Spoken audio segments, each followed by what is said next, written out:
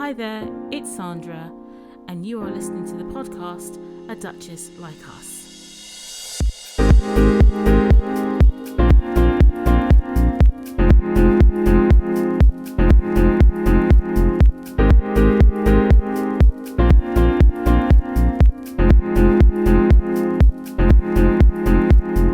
Hello, and welcome to episode 20 of A Duchess Like Us, a podcast that reports positively and fairly on Meghan, the Duchess of Sussex. Today, I'm joined by Nelly and Gayle, my co-hosts for this episode of the podcast. So, ladies, would you like to introduce yourselves? I'm Nelly, and on this fine Monday evening, I am drinking Ribena. Argue with your mums. I don't like Ribena anymore. It Excuse tastes me? really off since they changed the recipe. It don't taste nice no more. Sorry, Well, I just add that bit in. Oh, that's just too funny. It's true. Oh, Sorry. Ribena. like I said, argue with your mums. My mum hates Ribena. Oh. But anyway, Oh. sorry, go on. Off you go. Oh dear. So good. Hello, good evening, good morning, wherever you are in the world. I'm Gayle, otherwise known as Breakthrough Diva on Twitter, and I'm here for the Sussexes. Literally, I am their first line of defence. Oh my goodness. Anyway, it's good to have you back, Gayle. We missed you. We missed you. So- Oh, trust me, I missed it. I missed it as well. And I know how Meghan feels. Like, was she silenced or silent? It was the latter. Sorry. Trying to do Oprah, so I need to stop, man. All right. So, hello everybody. We're back. The three of us are back, and it's nice to be back, as you can hear. I think we're going to have a really lively episode tonight because we're going to talk about that interview. You know the one? Oprah interviewing Meghan and Harry, which took place this morning at 1 a.m. GMT / London time. And I am completely knackered. I am As am so I. tired. Join the So club. tired. Oh. So anyway, we managed to schedule it. We're all here and we're going to discuss what happened. So I think we're going to go over an hour. So fair warning, people, get yourself a cup of tea, sit down, make yourself comfortable, and I hope you enjoy the ride. Anyway, also, it's International Women's Day today. So I think the three of us are doing our little contribution to International Women's Day. So, yeah, that's what I'm going to say there, really. And do you know the thing? Do you know the theme for International Women's Day this year is choose to challenge? So I think that sweet. we are right. Oh yeah, we are right on brand with choosing to challenge, because I know there's going to be a lot of challenge that's going to come out of our discussions today. Oh, yeah. Mm. I hope so. So before we get started, I just want to congratulate Meghan and Harry on the news that they're having a baby girl. Oh, I'm so happy for all the Girl, shit that was dad in going the on last house. night. It was brilliant to find out they were having a baby girl, and it was just, yeah. I just want to say well done. You know, so I So happy for them. lovely. Yeah, me too. I mean, to be fair, I Yeah. think we would have been happy for them even if they were having another boy. Yeah. Just knowing that they're, on track to have a healthy baby and safe delivery, that's good. But to know they're having a girl, I cannot wait to see Harry as a girl dad. Yes. Yeah. It'll be. I still think it'll be terrific, but I just want to see this bit because I think it'll be. I know. I'm just looking forward to it anyway. So let's get started. Before we start talking about the interview, I just want to do a quick timeline for any new listeners to the podcast to know what's been happening over the last 3 weeks or so. So Yeah. So on the 11th of February, 2021, Meghan won her privacy court case against the Mail on Sunday. On the 14th of February, which was Valentine's Day, Meghan and Harry released a picture to announce that she was pregnant with another baby. So that was really cool. Then on the 19th, Buckingham Palace announced that Meghan and Harry would not be returning to work as full-time royals. And in the statement, it was also announced that they would have to return their patronages and honorary military titles. On the 26th of February, the James Corden interview dropped, which was so good. And Harry sort of not let rip, but dropped a few home truths, which I think was a precursor to this interview that happened this morning or yesterday or wherever you are in the world. Yeah. And he dropped some home truths more about the press, but it was, it was sort of like a warning if people took heed.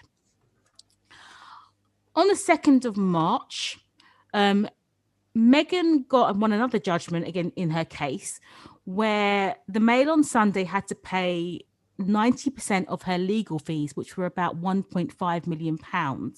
And they had to make an interim payment of £450,000 straight away, basically. Yeah. On the 5th of March, the judge of that case, the appeal judge on that case, dismissed the appeal by the Mail on Sunday on Meghan's win. And then on the 7th or 8th of March, wherever you are around the world, the interview was finally broadcast. And we got to hear Meghan and Harry in their own words. So just before we move on, I'm going to say this because I think it should be down for the record everywhere. From about the 26th of February, from when James Corden interview dropped, I have never seen such a smear campaign. I mean, it was vicious. It was not true. It was completely unnecessary. But it was awful, absolutely awful. And the British press showed themselves up badly. I mean, really badly. Mm-hmm. And they were basically harassing a couple. They were really harassing Meghan, but they were harassing both of them. And it was just outrageous. And I think that it should be noted down for the record. That's what they were doing for the last week. So to finally have this interview now, I think is really, really important. So today, in this episode of the podcast, we're going to discuss the Oprah interview with Meghan and Harry, and we're going to go over some of the points or the things that we think were the most interesting things to talk about, and we'll give our opinions on what we think went down, basically. So the first point that we've got is a story came out months ago, but was brought up again this week as part of the smear campaign, was that for months they've been saying that before her wedding, Meghan's wedding, that Meghan made Kate cry. It turns out Meghan didn't make anybody cry. Kate made Meghan cry. And Meghan's got the receipts. Thank you. Yeah. The flowers died a long time ago, obviously. Yes. But what I thought was interesting was when Meghan talked about it, she said that the other woman was upset about something. Yeah, I know what she was upset about. Yeah. She was postpartum. Really? She had no business up in that wedding in the first place. She had literally just given birth. Louis was born at the end of April, and literally less than 4 weeks later was when Harry and Meghan got married. She could have sat it out. She could have said, she could have sat it out, or she could have kept herself quiet and just gone to the wedding if she couldn't miss it. But she had no business pushing herself up in celebrations or preparations, to be fair. But then, who am I to tell her what to do? that's not my place. But I just would have thought that as a woman who is on her third child and knowing that pregnancy doesn't agree with her, that she would have been a little bit more self-respecting. Mm-hmm. It's true. Mm-hmm. I agree. Mm-hmm. Yeah. So, but what got me was, so Megan, you can see Megan's too nice, right? Oh, I'm gonna Megan's just say way it like too it nice. is. They should have been She's dealing too- with me, man. Oh Lord. Listen. Or me. Oh, Oh, dear. I'm getting angry for her, and I wasn't even involved. Do you know what I mean? So, what I thought was interesting about that whole story was that apparently the other one apologized to Megan and sent her some flowers and a note. All right, I'll give you that. I'll let you have that one, that little tick. But how can you let a story like that run for months and months and know full well it's a lie? It's a lie. But Megan said it though, didn't she? She said when the penny dropped that they were prepared to lie to protect someone else, but they weren't prepared to tell the truth to protect her. Mm-hmm. Exactly. That's when the penny dropped. Because they perpetuated that lie. I've had arguments with family members over that lie in particular. Oh, but she made Kate cry. How did she make Kate cry? What, over some tights? Right. It never, to be honest, let's be fair, it never sounded right from day dot, did it? No. She made Kate cry over tights. We had the hottest summer of the year in 40 odd years in 2018. It was hot in 2018. It was basically hot almost from Mother's Day that year in March all the way down to August. And the only way I remember that is because I went to Nashville that year, and I went on Friday the 3rd of August, and the day I left it was a bit cloudy, and I thought, oh, I'm leaving at the right time. And I came back 2 weeks later and it was still cloudy, and that was the end of the great weather. But from literally the end of March, April, all the way down to August, we had non-stop sunshine. It was boiling hot, and you're gonna cry over some tights. Exactly. Eat shit. He's crying over something else, love. Well, we know what she was crying.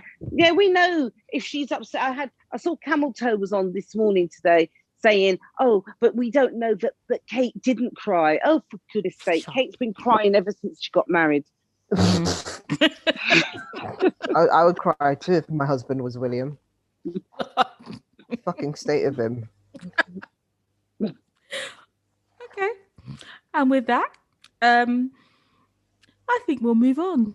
But anyway, I'm glad that lie was exposed. I just think I got no respect for her to let that lie run like that. And you know damn well it wasn't true.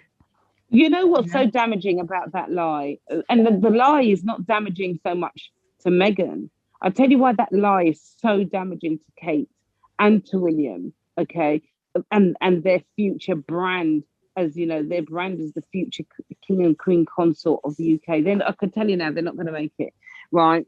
But why it's so damaging is that Kate and William are supposed to be mental health advocates, number one. But more importantly, Kate is supposed to be an advocate for maternity, early years, midwifery, you know, all the maternal mental health. Maternal mental health. And that woman, and I'm going to get really upset about this because it's so despicable. And anyone that doesn't think it's despicable, you've got damn cement where your heart should be, because that woman allowed Meghan to be bullied, harangued and harassed, right, by not just the press, but all those comments, thousands. I remember seeing one article that had 21,000 comments on it, with the majority telling her, go back where you come from, you're this, you're vile, you're all of that over a fucking lie. Yeah. It's a lie. And I know what that feels like when someone tells a lie on you. Even when they come out and they say it's a lie, people still choose to believe it because the narrative suits them better. And that for me is unforgivable. And if they're not out of that fucking palace by the weekend, then something's gone wrong.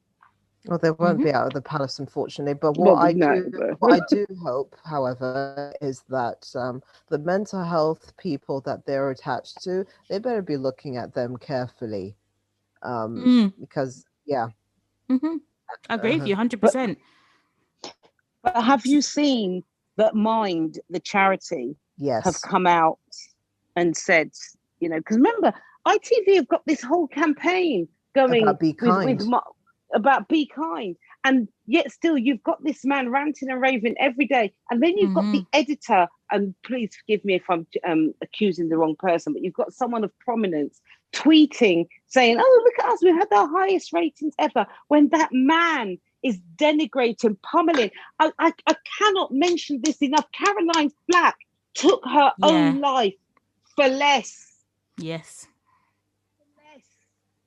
Yeah, I hear you. And I'm not undermining, you know, I want to make that really clear. I'm not undermining it, because they treated that woman abysmally. And the focus was on her intensely for a period of time. What was it, 6 months, 9 months? Maybe 6 months, a year. Actually. Yeah, maybe a year maximum. Meghan put up with that for 4 years, nearly 5, and it's still ongoing through her second pregnancy. It's still ongoing. Yeah. Can't disagree with it. Yeah. So anyway, let's move on to the next point, because there's plenty to talk about. So let's talk about the second point, which was the secret wedding 3 days before the actual one. That's so sweet. Sorry. Wasn't that cute? Yeah. Yeah, but let's be. I love the secret wedding. Yeah, shall we put wedding in quotations because it wasn't legally binding, technically speaking. But it's religious. If you're a religious person, and the priest, a priest, does your wedding and does your vows, and you believe it's a contract in front of God, then it is important to you. Yeah. If you're religious. I'm not. So it wasn't. It's not illegal. It was. You're right. Wasn't illegal. They didn't sign the book, but it was their secret wedding, and I still think it was sweet. I think it was sweet as well. You know, so do I.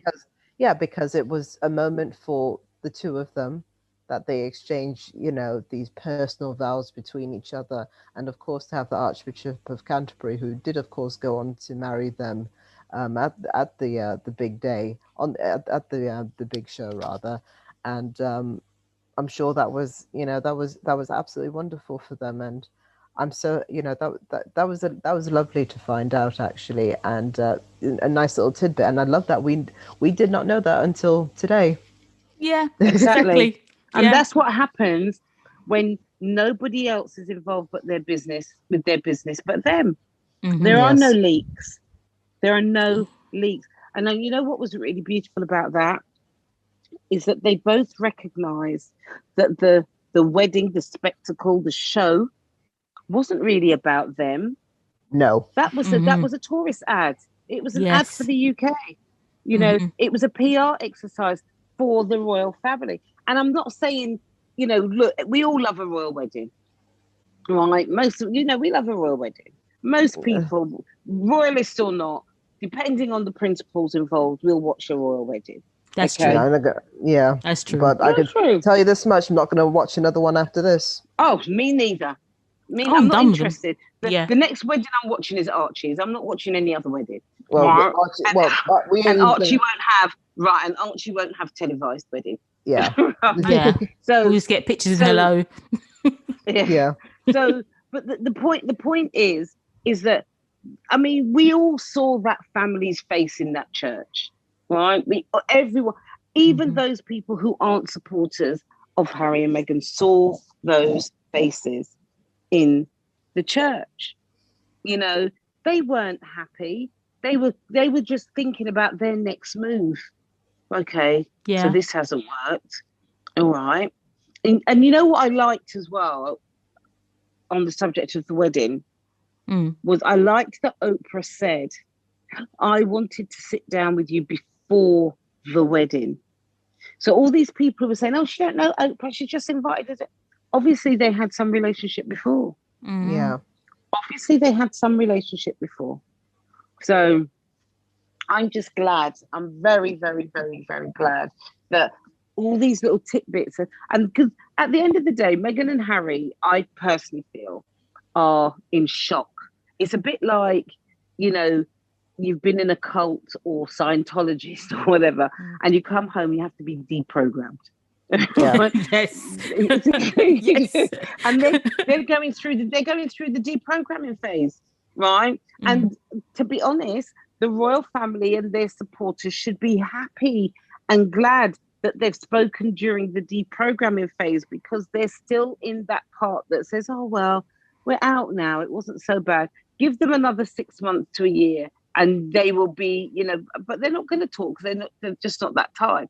But another 6 months to a year when the deprogramming is complete and they can see what utter crap they've lived under. I'll tell you, these people, they don't know they're born. If they're worried before, in a year's time, they'll be even more worried. So they better watch themselves. I'm talking about that institution, not Meghan and Harry. Yeah. But anyway, so that's the secret wedding. I thought was absolutely gorgeous, and it was so romantic and just made me smile. So let's go on to the next point, which was that Harry said that, and Meghan even admitted as well, that everyone was really welcoming to her in the family until they went on the Australasia tour of 2018. Yeah, 2018. And Harry said that things changed after that tour because Meghan was too good at her job, and it may have brought back too many memories for certain people in that family. And I can only think of another princess who went on a tour with her husband, the prince, and again eclipsed everybody. So Meghan basically overshadowed that family. The two of them, sorry, not just her, but the two of them as a team overshadowed the family and showed that they were incredibly popular on that tour, and people came out to see them, whereas maybe not so much for the other ones who've been down there as well. So what do you think of that? What do you think of his analysis of when things started to change? I think he was spot on, because that's when us as the Sussex squad members, and us as just literal people who were observing it, literally saw the sea change, because that's when we saw that. I mean, she was already getting negativity after the wedding because of the shit with her father, for example, but it definitely took a turn for the nastier after she announced her pregnancy. After her pregnancy was announced, and then the successful tour of the Pacific, and Harry was spot on. I mean, is he? I mean, is he squad? I have to wonder. I mean, is he? Does he have like a burner account? Is he really your tweet? I wouldn't be surprised. But no, I wouldn't be surprised. But seriously, that certainly was when I noticed, and I'm sure you guys would be in agreement with me. That was the case as well. Gayle, what do you think? Absolutely. From the moment they came out on the balcony of that Governor General's house, you knew that was it. Yeah, you just knew. I mean, I was sort of interested in the tour before I sort of really went into Sussex Squad and all that sort of stuff, and I just remembered that as soon as the tour finished, because I remember in the papers there was really good reports on the tour and how well they'd done, and they've gone here and they've gone there. As soon as the tour was over, that's when the press changed. That's when all the negativity started coming out. That's when I think it was the Meghan made Kate cry and all that sort of stuff, and you name it, it all started coming out. Them announcing at that point. that it was them announcing the pregnancy at Eugenie's wedding. Yeah. Yeah. So, Yeah. Yeah, not so much that, but I'm just saying in terms of the press reporting, it was literally as soon as that tour finished, that's when it got really, really negative. Yeah. So yeah, I agree with him 100%. It changed from there, and it was all out of petty and jealousy, basically. Yeah. This is what this whole business is all about: is pettiness and jealousy, right? Yep. If somebody is doing better than you, in your opinion, don't be petty about it, man. Just up your game. That's all you need to do. You know, But they all start couldn't working up as a their team. game. But they couldn't, though. You know, we say that, and I actually find it quite not even offensive, but I just find it quite frustrating when people say that. They have no track record, those other two, none. You know, and I've said this before on this podcast. Charles, you know, was frustrated from he was very young, waiting around for the throne. So he started the Prince's Trust, Mm-hmm. right? He's had his projects and his passion projects like climate change. Remember, he's been talking about climate change when we all thought he was mad, Yeah, for right? 50 years, isn't it? Right. There was a time when people thought, oh God, is Mad Prince Charles going to end up as Mad King Charlie? Right? Because he was talking about climate change. He was very close to Lawrence Vanderpost at the time. He was talking to his plants, all of which now has, but it's true, but all of which now has come to a point where we think, actually, you know, talking sense. He's actually a trailblazer. Let's give due where it's due. In that respect, he was a bit of a trailblazer. You know, Harry's sense of purpose came from him being in the services, being in the army. And when that was cut short, he found other passion projects, and he founded Centre Ballet. He founded Invictus Games. You know, he got involved. Harry is a man that's well known for getting involved. He gets his hands dirty. He doesn't turn up, shake hands, and then go home. He gets his hands dirty, you know, and he met his match in Meghan in that respect. But as I say all the time, I don't mind that you can like who you want. I have no skin in the game, to be fair, right? They're just not my people. But what have they done? Just tell me, aside from wearing pretty coat dresses, okay, and aside from being Diana's son, what have they actually done? When people say, oh, I love Kate, I love Will, oh, they're going to save the monarchy by doing what? They have no impact. They have zero impact. They have done nothing. Everything they've ever put their name to has died a death. You know, you never hear it again. What happened to these five big questions? Yeah, the 5 questions. Thank you. What happened? That died a sad death. But there was nothing to it in the first place. How is it that it takes you 8 years to work out 5 questions? Really? 5 years? But not only that, it was so poorly executed. We had people from all corners of the world filling in that survey multiple times. How's that? What's that got to do with the UK's early years? Nothing. It was very, very poorly executed. Yeah, it was just a vanity project that was just a bad vanity project. But I still go back to, you up your game. If you don't know how to do something, you go off and learn. You listen to people who know what they're talking about, and you bring in people who can build up your character, can build up what you're doing, so you produce a good piece of work. I mean, not everyone's gifted with the idea of having wonderful ideas and can execute straight away. It's something you learn. But I keep going back to my point. I go back to my point, and I hear what you're saying, Gayle, but I still go back to my point. You have to up your game, or it's over. It literally. But you are assuming that they want to up their game, that they want to have some impact. It's true. Look, it's true. Even Prince Philip, after his naval career ended and he was rattling around the Paris like a spare part, right? What did he do? He founded the Duke of Edinburgh Award. Yeah. Right. If you go back, all of those men and that lineage have all done something. So I'm not going to bash them, because I think it's great that they found something else to do.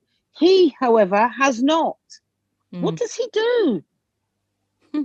What does it? Well, we know what he does, but Thank allegedly, you. right? Yes. But no, yes. But it's actually quite embarrassing as technically a millennial, and I've written articles about this before. You have to remember that those two, just like Harry and Meghan, are from the generation that bought us Facebook.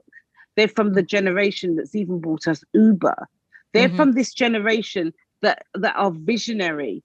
That they're tech savvy. They know how to connect the dots. Those two, what have they done? Nothing. But not only have they not done anything, but they don't even seem to have any inclination or interest in anything consistent. They're so all over the place. What's happened to this Royal Foundation? Apart from the money that the government gave them, that they then distributed on, and they're trying to say it's their money. What are they doing? I'm a brand strategist. I've been in this game for over 30 years, and I can't see it. I can't see it. They're not doing anything. The people who had the ideas have now left. I'm going to say this. They're like super leeches. They will leech onto people. That sounds like a good idea. Let's jump onto that project. And then you've got, you suck the life out of it. And then when it's done, you sort of just went, oh, okay, and move on. But Meghan and Harry worked them out from time and thought, yeah, no, we'll go off and do our own thing, yeah, because we can do it. But these two, no, man, they're like parasites. Sorry, but that's what they are. So, yeah, I agree with Harry. Everything changed after that Australasia tour, and yeah, I just feel for them too. I really feel for Meghan and Harry, because they were duped. They were hung out to dry. It was just disgraceful. And also just the superficial nature of how friendly the family were up until that tour. I think they were cool with everyone before then, but I think just after that tour, that's when the teeth and the claws came out from the rival houses, so to speak. I said it's just driven by pettiness and jealousy, so I'm not really surprised. So anyway, let's move on to the next one, which the next 2 points, next couple of points really upset me last night. Yeah, it just I couldn't sleep afterwards. It was just really bad. So the first point was that the palace were the people who decided that Archie would not have a title. And they put out the story that Meghan and Harry were the ones who made the decision, when that's clearly not true. And although I'm not a title person, it doesn't bother me whether you're a prince or not. I don't give a shit, really. In terms of that environment, by not giving Archie a title, it meant that he wouldn't be protected and he wouldn't have some sort of security. Now, you've got to bear in mind that Meghan, when she was engaged to Harry, got death threats and got a package of powder sent to Kensington Palace. So with that in mind, when I found this out, that again, it was all lies, it was the palace, not Meghan and Harry, it really hurt me. What do you guys think? Gayle, you go. You know what? This was one of the points in that interview that was so emotional. And it just even thinking about it, it really hurts me now. Because the woman received death threats. Harry received death threats. We had people who went to prison. They were jailed because of their threats to Harry, calling him a race traitor. And they wanted to put that baby at risk. They wanted to put her at risk. And I'm glad you brought this up, because I want to just dissect that segment a little bit more. Because in that segment, not only did we find out what they wanted to do in terms of take away Archie's security and Meghan's security, but they made it be clear Meghan is not a paid employee. They weren't paying for her. Mm-hmm. So all these articles about, oh, she likes spending money, she's got Charles's money, and yes. No, they were not paying for her. Let's just get that really, really clear. And if any of our listeners that are listening to this, I want you to take that point away. You know, draw people's attention to that. They were not paying her. She was not entitled to protection because they said she was not a paid employee. Mm-hmm. Harry was the paid employee. Harry was the prince, and they still took his security away from him. So what the hell chance did Meghan and Archie have? They were trying to kill the woman, okay, or hoping that she would weaken herself. Mm-hmm. It's absolutely words. I can't. The words. What words? What words can you use for this? There are no words. It's painful. Mm. It's painful. It was outright malicious. That's what it was. What you have to remember, you've got, forget about the allegations. Okay, forget about the allegations, but you have an ex-wife of a duke, let's call him that. The ex-wife of a duke sitting with her feet up in a palace. Nothing. I know. You've got the duke himself, who is under some serious allegations, sat down on national TV. Everyone's dissecting Meghan's words piece by piece and Harry's words bit by bit.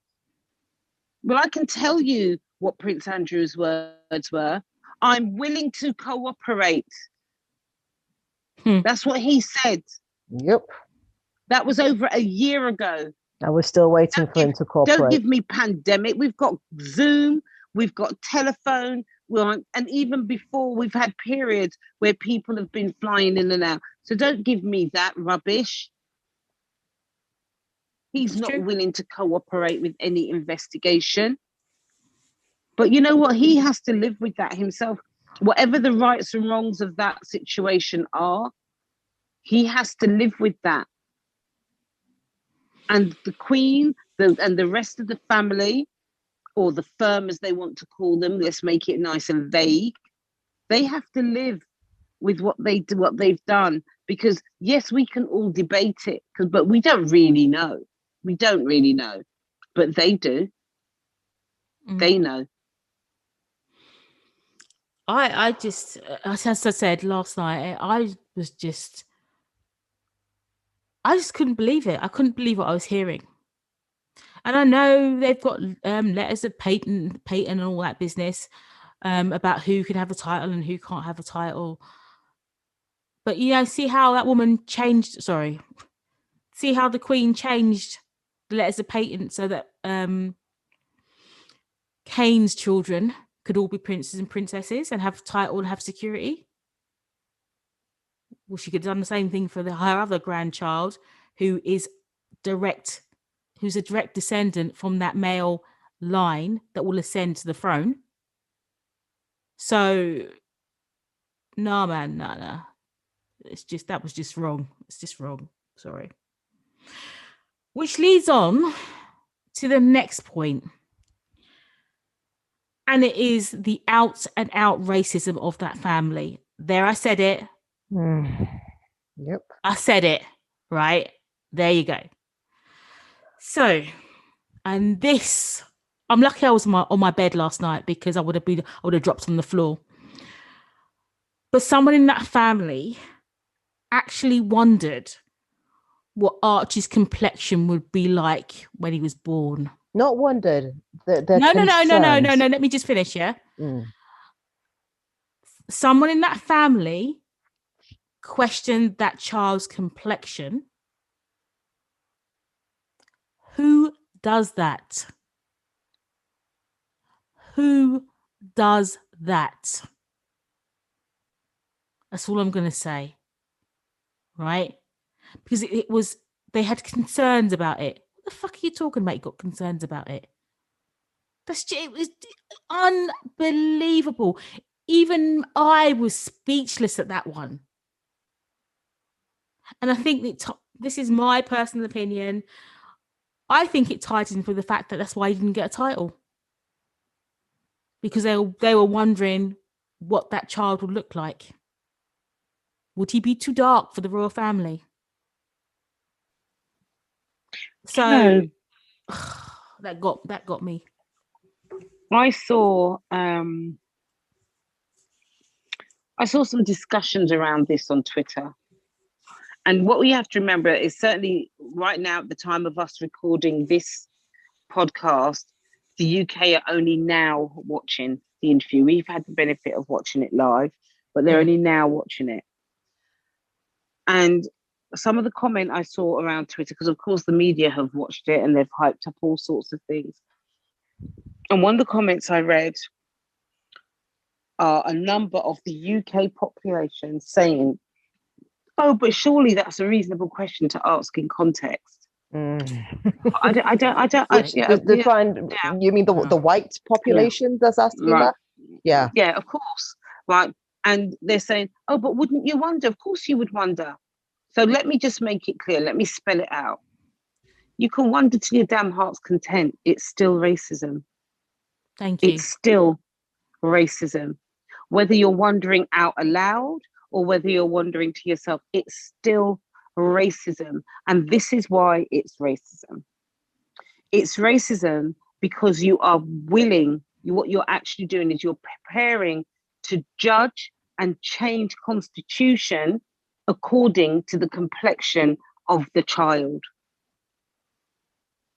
You are saying that according to the complexion of the child, that affects the line of succession. It doesn't affect a damn thing. He's Harry's son.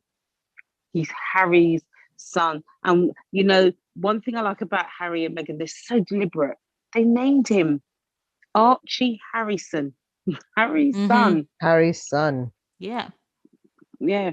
No, they're so deliberate. It's still racism. And if you can't see that, then this is where you have to check your privilege.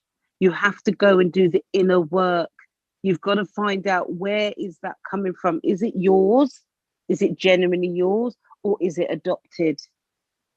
And do the necessary work. Because yes, don't go and ask your black friend, right? Or go and ask your white friend even. Check yourself. I'm telling you, it's racism. It is racism. And all this chatter that we keep hearing on Twitter that say, oh, she's playing the race card. Absolutely. And you know why she gets to play the race card? Because she's black. She's biracial, but to everyone else who is against her, they don't even see that she's biracial. She sees that she's a woman with black blood. She's black. She's as black as me, right? She is a black woman. And you are against her because of that. You are finding excuses for your racism. That's what it is. It's racism. It's not because Kate's demure and Kate's, you know, perfect and Kate's got gorgeous hair and wears pretty coat dresses. It's because you're racist. Mm-hmm. And let me add something to that as well. When when a black person or person of color says to you, you're being racist, don't you dare say, oh, but how is that racist? If I'm telling you that you said something racist, stop it. Yeah? Because you're making yourself look more stupid when you question me or question other black people. Oh, was that racist? And they tell you straight, yes, it was. And then you start projecting your issues on us. No, the problem isn't us. The problem's you. So sorry, I just want to add that back in because I'm sick and tired of seeing it on TV where they question when someone says, "Oh, that's racist," and then these idiot presenters, normally the white ones, "Oh, but how is that racist?" I don't have words. Or better yet, excuse it as, "Oh, it's just casual racism." Bitch, it's racism. Suck your mother. Sure. That woman, Jane But Moore. what- I'm not afraid to. I'm at this point. I'm not afraid to call them out. Jane Moore, you are a disgrace, and you're lucky that it was Charlene you were dealing with, because if it was me, I'd have ripped out your fucking throat. yep. But what is casual racism? It's racism. Racism. There you go. There's no degrees. Just look. There are degrees of the consequences of racism. People lose their lives, but racism is racism. Oh man! Thank you. It's That's, just- trying to pass it off as, "Oh, it's just a generational thing." I'm like, Bullshit. if you don't sit your ass down, even if it's a generational thing, you don't think I don't side eye the people? And it should be noted that the person who said this is not the Queen or Prince Philip. All right. Yeah. So it's someone that should know better. And it's like what Megan said. It would be damaging to them. Obviously, we can speculate who that is, and we're not going to put those speculations out there just yet. But we have a fair idea who it is, but we don't want to get shut down. So I'm going to keep my thoughts to myself. Yeah. But it was just, do you know what? It was just so, we're in 2021 and we're still dealing with this shit. 2021, it's just absolutely ridiculous. And it's like, the more we go into the 21st century, the more regressive people's attitudes are. And it's just ridiculous. And I know not every white person is racist and you can't tie everyone the same brush, but there's people in the press, in the UK press, they're out and out racists. And the rubbish they peddle.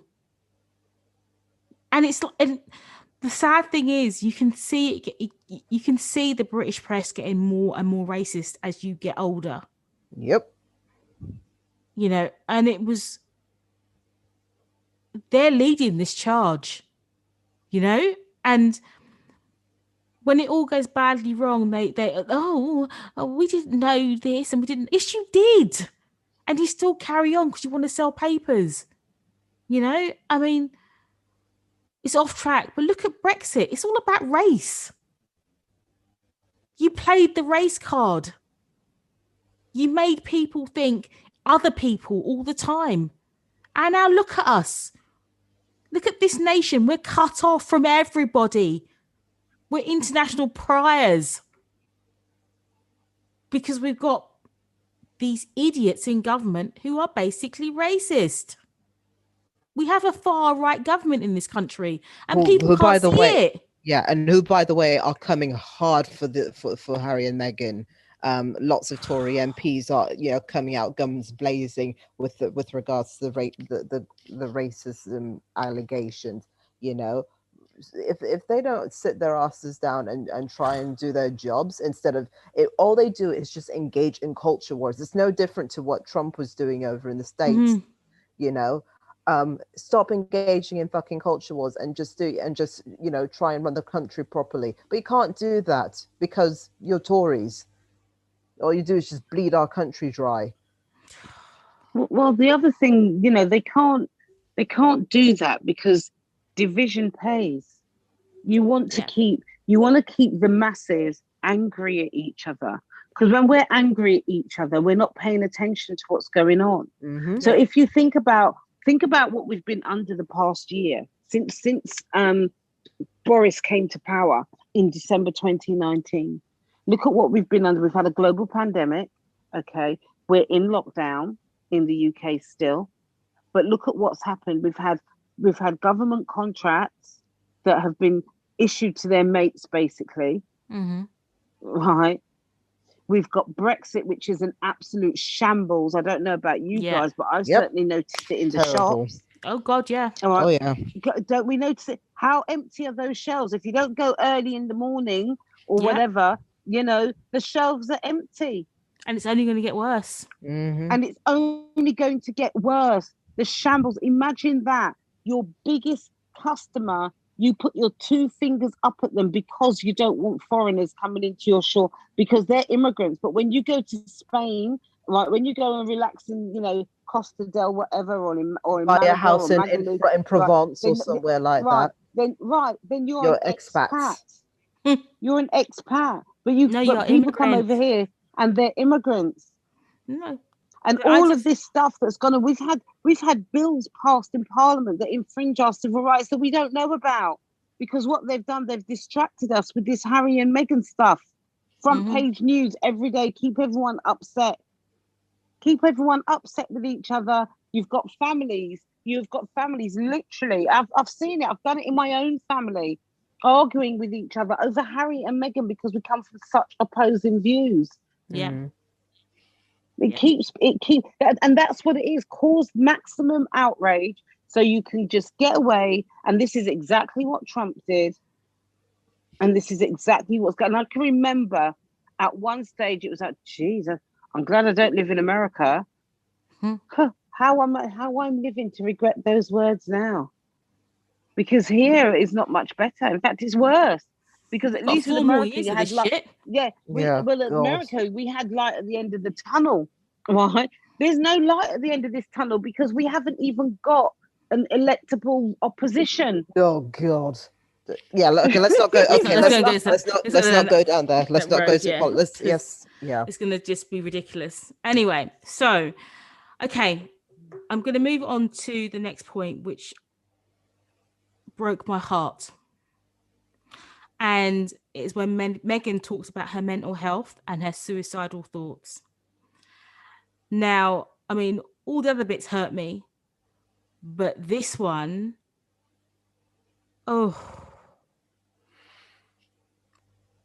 that really got me. And I think it hurt me the most because when they talked about the event, they went to the Royal Albert Hall and she was wearing that gorgeous navy blue dress, and she was very pregnant. And I remember the clip on whatever it was, I don't know, whatever it is, and she was smiling, and Harry didn't look happy, but he was there. And I remember looking at the picture, the stills of it, and I remember thinking, there's something wrong with that picture. It's not quite right, because they were both sort of. She was smiling. I think she was greeting somebody, and he was going to greet somebody, and I couldn't work out what was wrong with the picture, because it was a beautiful picture, but I couldn't work out what was wrong with it. It didn't look right to me. And it's only when she said what she said about how she felt, and that he said, stay at home. And she said, no, I can't stay at home because I'm afraid of what I'm going to do. And then she said, look at our hands. And I looked at the picture again and I saw they were hanging on for dear life. And I thought, that is what was wrong with the picture. And I couldn't work out what it was before.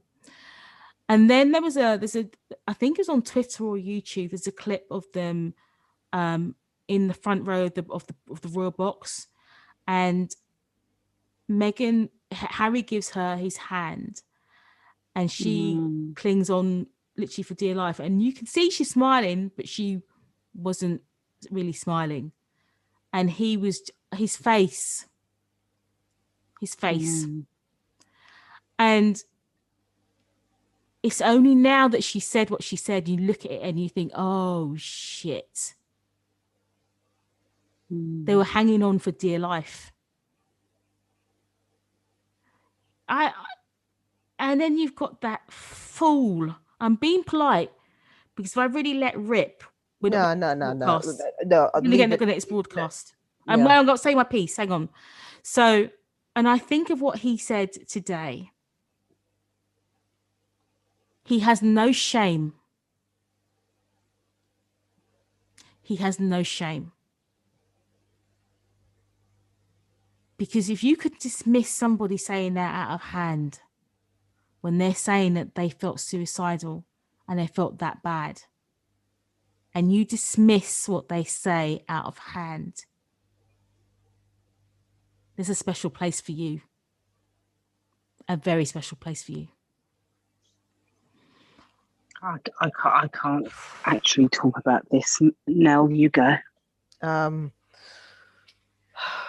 It was heartbreaking, and the other thing that also comes to mind was after Archie was born and Harry went to the World Child Awards, and you know, one of his patronages, and he was giving a speech, and in the middle of that speech, when he started talking about Archie, you know, becoming a new dad, he broke down. You know, he was overcome with emotion, and the very next day, that same cunt and that cunt went after him. I'm sorry, that horrible man went and mocked him, telling him to man up. You know, just calling him everything but a child of God. And you know, people talking about his mental health state, the state of his mental health, and what, you know, essentially mocking him and blaming Meghan. And there you have it in that in that interview, why he was the way he was and why Meghan is, you know, where she was mentally. It was destroying them. This all the pressure of, first of all, your family is not backing you. They clearly washed their hands of you. They're not defending you against, you know, all of these very negative headlines. They just expect you to sit down and suck it up. They're also isolating you, in Meghan, of course, because, you know, they've took away her you know, her passport and her you know, keys. I mean, and you know, her life, and she barely. Didn't she also make mention that she, you know, she barely left the house in like 4 months? She, you know, and they said, you please don't put yourself out today, because you're at the moment everywhere, and you know, everywhere as in terms of the media. They wanted to isolate her, and this, seeing all of the, you know, just obviously it took a toll on them. It took a toll on Meghan. And you know, she was in a fragile state of mind, and it came to a head in South Africa, in that South Africa tour. Yeah, but also what I think was particularly disgusting by that institution was they asked for help. That too. They asked for help. Yeah. And then you get, you know, she went to the human resources, HR, which and they said to her, oh, we feel for you, but because you're not a paid employee while you're on your own. Yeah. What? I do, and that's the thing. That's the thing. I mean, there was so much in that interview, but that's the thing that stuck with me the most, because you're not a paid employee. So the woman, and I don't know if anyone really appreciates the gravitas of that statement. That woman gave that family a shine like they haven't had since Diana. Exactly. We've got people who were interested and looking at them that had never paid them any attention before, literally from all over the world. She inspired so much. I mean, just as a squad, how much money have we raised? When you think about it, over the past few years, it's insurmountable. We've raised so much money inspired by Meghan. She has done amazing things with the charities that she has taken under her wing. You know, nobody has done more for that hub kitchen community than Meghan has. Yeah, and those women actually, you know, and all those women spoke today. Well, the thing is, I'm going to look that up after because I haven't seen that. But the thing is, she's made all of her projects, even without her, sustainable. It's not about her. It's about what she can do. So even though some of those patronages that the Queen took away, they're all sustainable because of her ideas. And, you know, she's not, they dehumanized her so much outside the family through the tabloids, but they also dehumanized her within the family so that when she asked for help, you are not a paid employee. We'll take your shine. We'll benefit from your ideas. We'll put you out there with your, you know, with your nice, beautiful face and your glossy hair. But really, we don't think shit about you. And we think even less about your son. So, you know, sorry, love, that you're feeling a bit down. But pull yourself together, innit? Yeah, it's like pull yourself together. You. Pull yourself together and just get back out there again. What the hell kind of nonsense is that? And I'm just going to say it one more time, just in case you didn't hear me in the back. She was not a paid employee. I know. So all that criticism, oh, she's spending Charles's money and she's only in for the money. Well, some kind of gold digger she is. And I'm going to tell you now, Megan, if you're listening, you're a crap gold digger. You could have done better. You're not supposed to spend your own money, are you? Yeah. You're a gold digger. You're a crap gold digger. But I'm going to add the final bit to that section was Harry said when they went to the family to say this is how it is and it's a horrible state, they basically said to them, tough it out. We've all been through it. No, you haven't. No. Yeah. You've never had the press scrutiny like this woman has. Never. No. And when you realise that institution were feeding stories to the press, it makes it even worse. Tough it out. Yeah, fuck. They're sick. They're sick. They're sick. They're sick. They are sick. All of them are sick. They're sick. I've never seen anything like it. Never. Neither have I. Never seen anything like that at all. They're just parasites. That's the word I'm looking for. Yeah. Yeah. So, that took that really took the wind out of my sails. And I was just like, it was like at that point about 3 o'clock in the morning or whatever it was ridiculous. It was silly o'clock. And I couldn't even scream and shout because everyone else would be sleeping and they would hear my noise, you know. It was really shocking. That was it. I was just like, I was never a royalist, but I'm done with them now. Really done.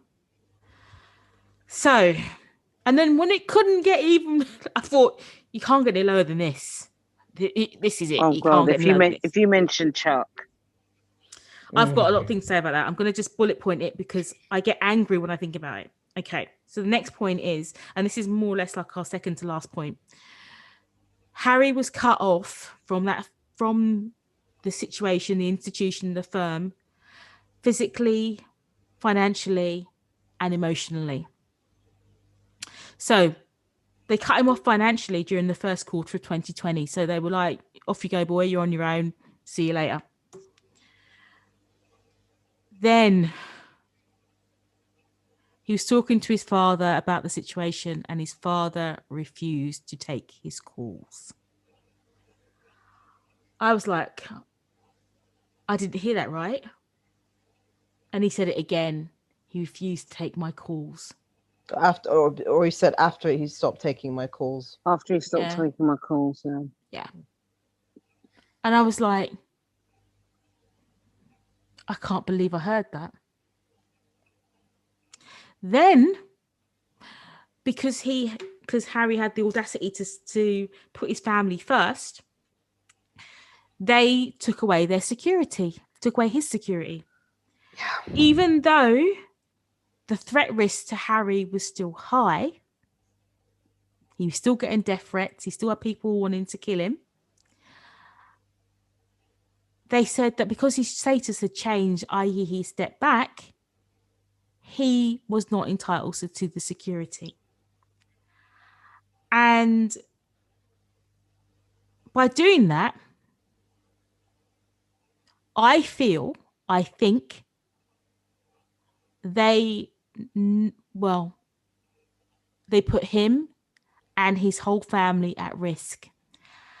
And it just took me back to his mother, 24 years ago, whenever it was, where they took her status and her security away. And you know how the story's gone out that Diana didn't want the security and blah blah blah blah blah.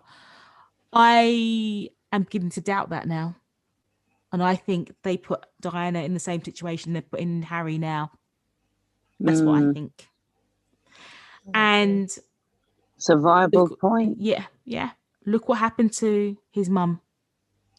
So I would like to thank Tyler Perry. Yes. For doing what his father should have done, which is to protect him. For giving him a home while they sorted themselves out, and by sorting out his security.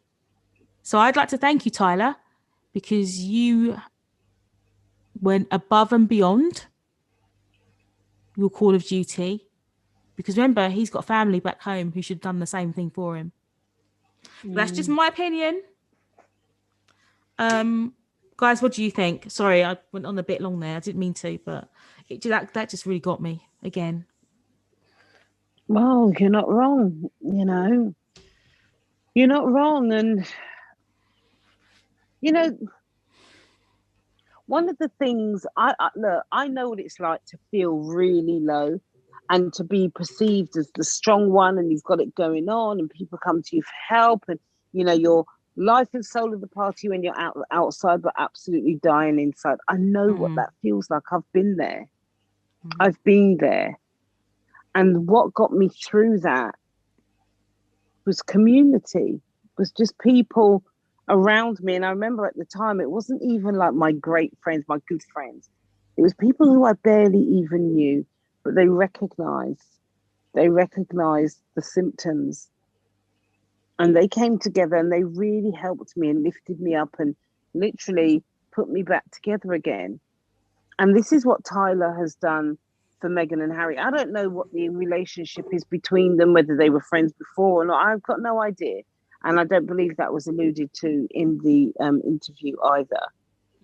But what I do know is that the man has heart. He's got heart and he's got compassion. And he saw two people that he knew he could help. And he helped them in the way that he did. And I don't doubt that there are others who have also helped them.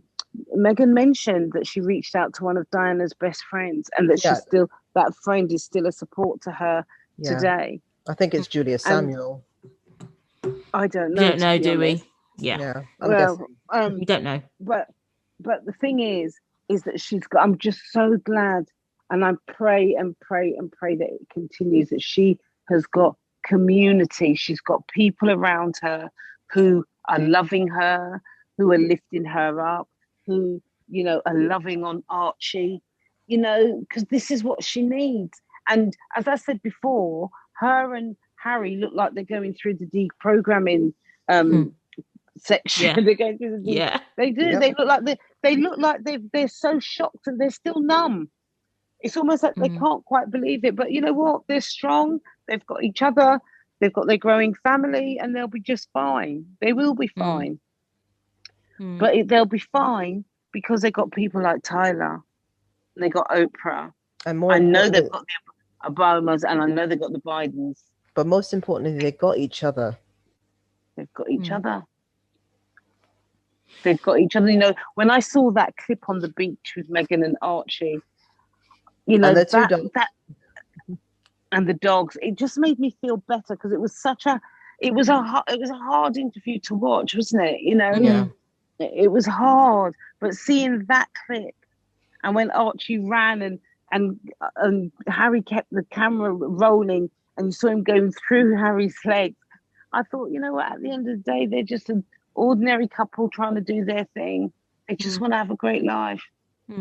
And people who are predicting divorce and good luck to them.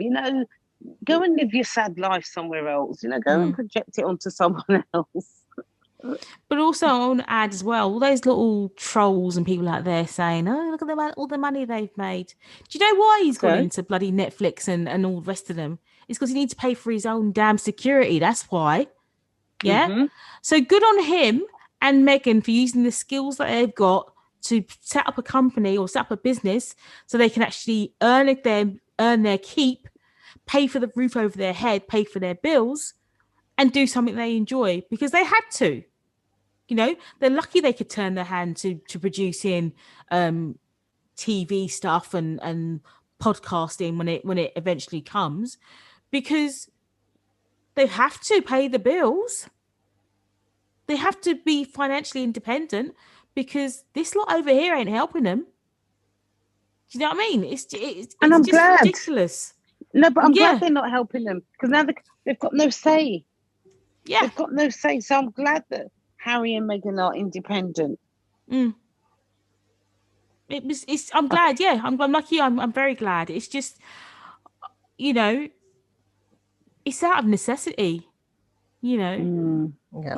and it's just another thing as well, which I think was really sad, but so true.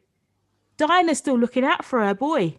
Mm-hmm. If it wasn't for that inheritance money, She saw knew. that shit coming. She knew. if it wasn't for his money he inherited from her, I don't know what happened to him. Yeah. You know, so He'd be out on his ass.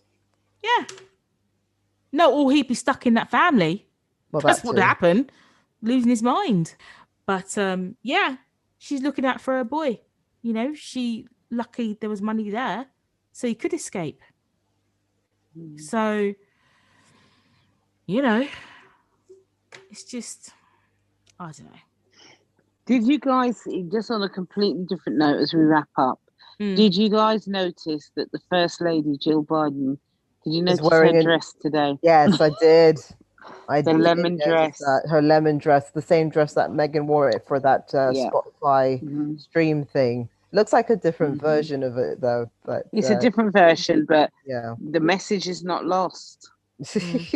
And apparently she in the press briefing today they asked Jen Psaki about my favorite person. I love her.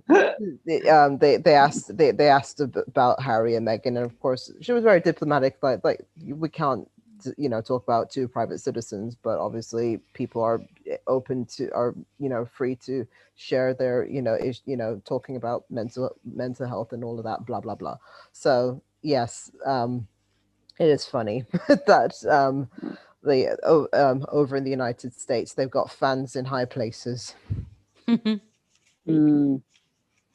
So with that, I'm going to go on to our final point for this of the interview, and it was Meghan's final comments of the broadcast.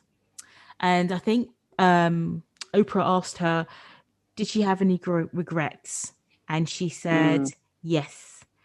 She regrets that she believed them, I'm talking about the firm, when they promised to protect her, but instead they were willing to lie to protect others and not protect her at all. And I thought that was quite that was her regret. I thought that was quite that was very pointed. Yeah. Very pointed. But I understood it though. Yeah, perfectly. Yeah. Yeah, of course people who dislike her are going to have issues with that but no, I mean, but if you're joining a family which is also business, and you expect to get roughly the same perks as everyone else, but you join and you're not getting the same perks, and they're literally stealing your ideas or stealing your shine, and just do the whole monkey dance thing. Of course you're going to feel away and be like, this is messed up, this is fucked up. And this is exactly what the royals did. They all they wanted was a token. That is what they wanted. They thought they underestimated her intelligence, her strength of character, and more importantly, they underestimated Harry's love for her as well. Most definitely. That is the biggest underestimation. But not just Harry's love for her love for Harry. Because let's be honest, I'm not going to say that if it were me, I wouldn't have bounced. I think I would have walked. I would have said, you know what, Harry, you're lovely and all that, but boy, your family can't take this. it. Yes, Exactly. This ain't worth it, love. I love you, but I love me more. I'm out. Yes. You know. So she really loves him. She loves him. And you know why I know she loves him? And this is, again, for those in the back that are missing the nuances, she was not a paid employee. So those who say, oh, she's only there for the gold, she's digging for the gold, she's only there for the money. There wasn't any money. Right? There wasn't. She wasn't getting any money. Harry doesn't have any money. They've been cut off. But people underestimate, and I'm glad that Harry didn't labour this point yesterday either, because at the end of the day, he wants to be the provider for his family. But let's not underestimate that Meghan was in Suits for 7 years, and Suits is syndicated around the world. Around the world. And every single time that programme plays one episode, my lady is drawing in her coins every single time, every episode in every territory. And remember, one country can have multiple territories. Look at the United States. Syndication is big money. That's how Oprah made her money. I remember reading this book about Oprah, about her early days, and that's how she made her money.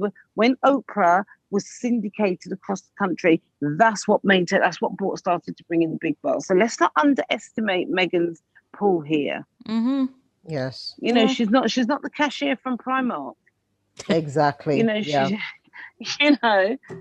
She's doing all right. They as you said, they completely underestimated both of them, especially her. And she's now thriving, hopefully. I think she looks so much more relaxed. I mean, that interview was stressful, but she looks so much more relaxed out there. But the bit though was when she said that they got the news that Prince Philip was in hospital, and she says, and I just rang the Queen, because that's what you do, isn't it? Whereas when we were in the institution, we couldn't do that. And it's true, if you hear that your family or your friend is sick, you're going to pick up the phone and give them a bell, find out what's going on. So all this narrative which is pushed by these, I've got to say it, and I've got to bring it back down to race, I'm sorry, but these middle-aged white men, because it's these middle-aged white men and these overprivileged, over-entitled white women, these women who for some reason thought they had a chance with Harry, even that old bat, right? Levin. You know who I mean, right? Parcel tongue herself. It's just it's just ridiculous. It's absolutely ridiculous. But you know what? It was seeing them this morning though, trotting out on TV. You had Camel Toe on whatever it was. It was this morning. This morning, and you had Jane Moore on Loose Women, and they were just all condoning it. The woman's. It was. Again, their white privilege was there on display, trying to explain away racism. No, sit your ass down and listen. Do you know what I mean? Can I just say as well, because there'll be some people who'll be listening to this and they'll think, oh my gosh, they're really going off on one. Aren't they being as offensive to these people as they're accusing others of being to Harry and Meghan? And yet they would have a point. However, let's be real. Racism is an emotional subject. Suicide is an emotional subject. Talking, when you're talking about the demise of a family, that's emotional. When you talk about the demise of family relationships, that's emotional. So yes, we may be emotional and we may be really passionate about, but can you imagine how those two people felt in amongst that institution, as they want to call it, or that firm, and nobody, not one single person came to their defense? How can you not be emotional about that? And they couldn't even speak up for themselves. Yeah. That's what made it even worse. Yeah. They weren't allowed They weren't allowed to speak for themselves. And nobody was allowed to speak for them either. Yeah. That's awful. Absolutely awful. So, listen, guys, we've got to wrap this up because it's gone on longer than an hour. Yeah, I reckon this is probably one of our longest pods. It's gone on for a long time, but I think we had to get this off our chest because it was that interview was devastating. You will see in the paper, well, here in the UK, you guys are in across the pond, you won't get to see the papers that we have here. You know, you'll get the front pages or whatever. You won't have the other articles or whatever it is. But they're trying to explain this away and it's not working because we're hearing it from the horse's mouth now. Yeah. And that interview was devastating. It was devastating. And it was. The UK press know it is, and are now trying to walk it back. You can't walk this back now. It's out there. Yeah, and the whole world sees you. The whole world sees you for what you did. Yeah. Oh, it's just, as I said, it's disgusting, isn't it? It is. It's absolutely disgusting. So yeah. I think we should end it at that point, really. Okay, so that's it for this episode. Thank you so much for listening, and thank you to my wonderful co-hosts for joining me. I hope that you've enjoyed it as much as I have. Don't forget to send in questions and or topics that you'd like to have discussed on future episodes. If you'd like to be a guest panelist on the podcast, please reach out to me at hello@aduchesslikeus.com on email or DM me at duchessus on Twitter. If you like what you've heard today, please hit the like button and subscribe to the podcast.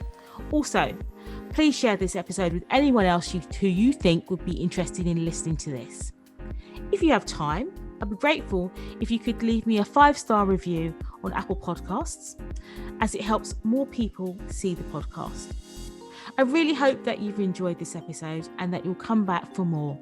So I'll see you next time. Bye. Bye. Bye.